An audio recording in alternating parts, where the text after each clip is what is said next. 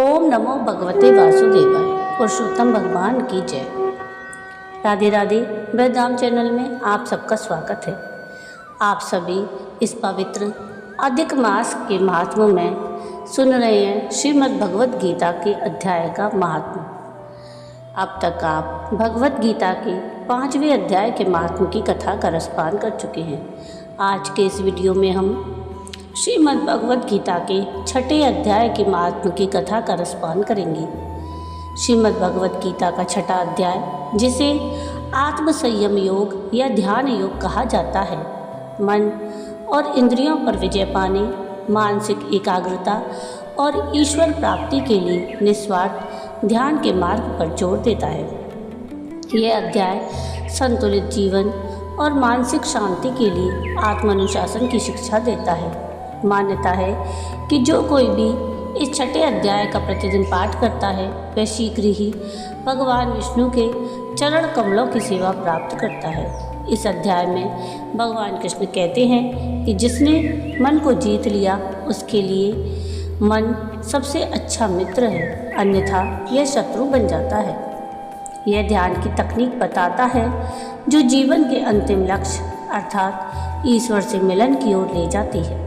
यह अध्याय सुख दुख, मान अपमान और सर्दी गर्मी में मन को स्थिर रखने की विद्या सिखाता है। संक्षेप में यह अध्याय मन की चंचलता को दूर कर शांत चित्त से परमात्मा में लीन होने की व्यावहारिक साधना बताता है। तो आइए बिना देर किए हुए सुनते हैं श्रीमद् भागवत गीता के महात्म्य का 6ठा अध्याय। श्री भगवान कहते हैं, सुमुखी, अब मैं 6ठे अध्याय का महात्म्य बतलाता हूँ, जिसे सुनने वाले मनुष्यों के लिए मुक्ति करतलगत हो जाती है। गोदावरी नदी के तट पर प्रतिष्ठानपुर अर्थात पैठड़ नामक एक विशाल नगर है, जहाँ मैं पिपलेश के नाम से विख्यात होकर रहता हूँ। उस नगर में जनश्रुति नामक एक राजा रहते थे, जो भूमंडल की प्रजा को अत्यंत प्रिय थे। उनका प्रताप मार्तंड मंडल के प्रचंड तेज के समान जान पड़ता था। प्रतिदिन होने वाले उनके यज्ञ के धुएं से नंदनवन के कल्प वृक्ष इस प्रकार काले पड़ गए थे, मानो राजा की असाधारण दानशीलता देखकर वे लज्जित हो गए हों। उनके यज्ञ में प्राप्त पुरोडाश के रसास्वादन में सदा आसक्त होने के कारण देवता लोग कभी प्रतिष्ठानपुर को छोड़कर बाहर नहीं जाते थे। उनके दान के समय छोड़े हुए जल की धारा, प्रताप रूपी तेज और यज्ञ के धूमों से पुष्ट होकर मेघ ठीक समय पर वर्षा करते थे। उस राजा के शासनकाल में ईतियों अर्थात खेती में होने वाले 6 प्रकार के उपद्रवों के लिए कहीं कोई थोड़ा भी स्थान नहीं मिलता था और अच्छी नीतियों का सर्वत्र प्रसार होता था। वे बावड़ी, कुएं और पोखरे खुदवाने के बहाने मानो प्रतिदिन पृथ्वी के भीतर की निधियों का अवलोकन करते थे। एक समय राजा के दान, तप, यज्ञ और प्रजा पालन से संतुष्ट होकर स्वर्ग के देवता उन्हें वर देने के लिए आए। वे कमलनाल के समान उज्ज्वल हंसों का रूप धारण कर अपने पंख हिलाते हुए आकाश मार्ग से चलने लगे। बड़ी उतावली के साथ उड़ते हुए वे सभी हंस परस्पर बातचीत भी करते जाते थे। उनमें से भद्राश्व आदि 2-3 हंस वेग से उड़कर आगे निकल गए। तब पीछे वाले हंसों ने आगे जाने वालों को संबोधित करके कहा, अरे भाई भद्राश्व, तुम लोग वेग से चलकर आगे क्यों हो गए हो? यह मार्ग बड़ा दुर्गम है, इसमें हम सबको साथ मिलकर चलना चाहिए। क्या तुम्हें दिखाई नहीं देता? यह सामने ही पुण्य मूर्ति महाराज जानश्रुति का तेज पुंज अत्यंत स्पष्ट रूप से प्रकाशमान हो रहा है। पीछे वाले हंसों के ये वचन सुनकर आगे वाले हंस हंस पड़े और उच्च स्वर से उनकी बातों की अवहेलना करते हुए बोले, अरे भाई, क्या इस राजा जानश्रुति का तेज ब्रह्मवादी महात्मा रैक के तेज से भी अधिक तीव्र है? हंसों की ये बातें सुनकर राजा जानश्रुति अपने ऊंचे महल की छत से उतर गए और सुखपूर्वक आसन पर विराजमान हो अपने सारथी को बुलाकर बोले, जाओ महात्मा रैक को यहाँ ले आओ। राजा के अमृत के समान वचन सुनकर मह नामक सारथी प्रसन्नता प्रकट करता हुआ नगर से बाहर निकला सबसे पहले उसने मुक्तिदायिनी काशीपुरी की यात्रा की, जहाँ जगत के स्वामी भगवान विश्वनाथ मनुष्यों को उपदेश दिया करते हैं। उसके बाद वह गया क्षेत्र में पहुंचा, जहाँ प्रफुल्ल नेत्रों वाले भगवान गदाधर संपूर्ण लोगों का उद्धार करने के लिए निवास करते हैं। तदंतर नाना तीर्थों में भ्रमण करता हुआ वह सारथी पापनाशिनी मथुरापुरी में गया। यह भगवान श्री कृष्ण का आदि स्थान है, जो परम महान तथा मोक्ष प्रदान कराने वाला है। वेद और शास्त्रों में वह तीर्थ त्रिभुवनपति भगवान गोविंद के अवतार स्थान के नाम से प्रसिद्ध है।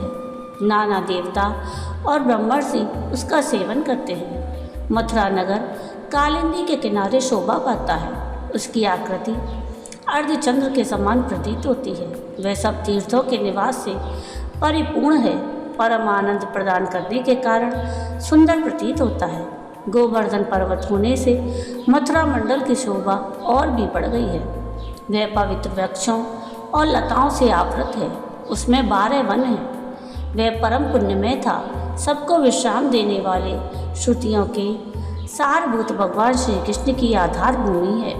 तत्पश्चात मथुरा से पश्चिम और उत्तर दिशा की ओर बहुत दूर तक जाने पर सारथी को काश्मीर नामक नगर दिखाई दिया, जहाँ शंख के समान उज्ज्वल गगनचुंबी महलों की पंक्तियाँ भगवान शंकर के अट्टाहस की शोभा पाती हैं। जहाँ ब्राह्मणों के शास्त्रीय आलाप सुनकर मूक मनुष्य भी सुंदर वाणी और पदों का उच्चारण करते हुए देवता के समान हो जाते हैं। जहाँ निरंतर होने वाले यज्ञ धूम से व्याप्त होने के कारण आकाशमंडल मेघों से धुलते रहने पर भी अपनी कालिमा नहीं छोड़ते। जहाँ उपाध्याय के पास आकर छात्र जन्मकालीन अभ्यास से ही संपूर्ण कलाएं स्वतः पढ़ लेते हैं, तथा जहाँ मणिकेश्वर नाम से प्रसिद्ध भगवान चंद्रशेखर देहधारियों को वरदान देने के लिए नित्य निवास करते हैं। कश्मीर के राजा मणिकेश्वर ने दिग्विजय में समस्त राजाओं को जीतकर भगवान शिव का पूजन किया था। तभी से उनका नाम मणिकेश्वर हो गया था। उन्हीं के मंदिर के दरवाजे पर महात्मा रैक एक छोटी सी गाड़ी पर बैठे अपने अंगों को खुजलाते हुए वृक्ष की छाया का सेवन कर रहे थे। इसी अवस्था में सारथी ने उन्हें देखा। राजा के बताए हुए भिन्न भिन्न चिन्हों से उसने शीघ्र ही रैक को पहचान लिया और उनके चरणों में प्रणाम करके कहा, ब्राह्मण, आप किस स्थान पर रहते हैं? आपका पूरा नाम क्या है? आप तो सदा स्वच्छंद विचरने वाले हैं, फिर यहाँ किस लिए ठहरे हैं? इस समय आपका क्या करने का विचार है? सारथी की यह वचन सुनकर परमानंद में निमग्न महात्मा रैक ने कुछ सोचकर उससे कहा, यद्यपि हम पूर्ण काम हैं, हमें किसी वस्तु की आवश्यकता नहीं है, तथापि कोई भी हमारी मनोवृत्ति के अनुसार परिचर्या कर सकता है। रैक के हार्दिक अभिप्राय को आदरपूर्वक ग्रहण करके सारथी धीरे से राजा के पास चल दिया। वहाँ पहुंचकर राजा को प्रणाम करके उसने हाथ जोड़कर सारा समाचार निवेदन किया। उस समय स्वामी के दर्शन से उसके मन में बड़ी प्रसन्नता थी। सारथी के वचन सुनकर राजा के नेत्र आश्चर्य से चकित हो उठे। उनके हृदय में रैक का सत्कार करने की श्रद्धा जागृत हुई। उन्होंने 2 खच्चरियों से जुती हुई गाड़ी लेकर यात्रा की। साथ ही मोती के हार, अच्छे अच्छे वस्त्र और 1 सहस्त्र गौएं भी ले ली। कश्मीर मंडल में महात्मा रैक जहाँ रहते थे, उस स्थान पर पहुंचकर राजा ने सारी वस्तुएं उनके आगे निवेदन कर दी और पृथ्वी पर पड़कर साष्टांग प्रणाम किया। महात्मा रैक अत्यंत भक्ति के साथ चरणों में पड़े हुए राजा जान श्रुति पर कुपित हो उठे और बोले, रे शूद्र, तू दुष्ट राजा है, क्या तू मेरा वृत्तांत नहीं जानता? यह खच्चरियों से जुती हुई अपनी ऊंची गाड़ी ले जा। ये वस्त्र, ये मोतियों के हार और ये दूध देने वाली गौएं भी स्वयं ही ले जा। इस तरह आज्ञा देकर रैक ने राजा के मन में भय उत्पन्न कर दिया। तब राजा ने श्राप के भय से महात्मा रैक के दोनों चरण पकड़ लिए और भक्तिपूर्वक कहा, ब्राह्मण, मुझ पर प्रसन्न होइए। भगवान, आप में यह अद्भुत महात्मा कैसे आया? प्रसन्न होकर मुझे ठीक ठीक बताइए। रैक ने कहा, राजन, मैं प्रतिदिन गीता के 6ठे अध्याय का जाप करता हूँ। इसी से मेरी तेजो राशि देवताओं के लिए भी दुस्सह है। तदंतर परम बुद्धिमान राजा जानश्रुति ने यत्नपूर्वक महात्मा रैक से गीता के 6ठे अध्याय का अभ्यास किया। इससे उन्हें मोक्ष की प्राप्ति हुई। रैक पूर्ववत मोक्षदायक गीता के 6ठे अध्याय का जाप जारी रखते हुए भगवान मणिकेश्वर के समीप आनंद मग्न हो रहने लगे।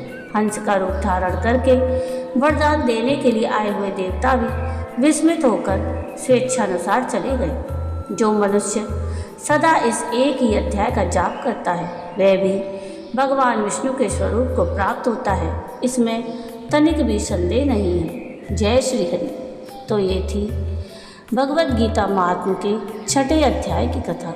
आपको आज की ये कथा कैसी लगी मुझे कमेंट करके ज़रूर बताइएगा।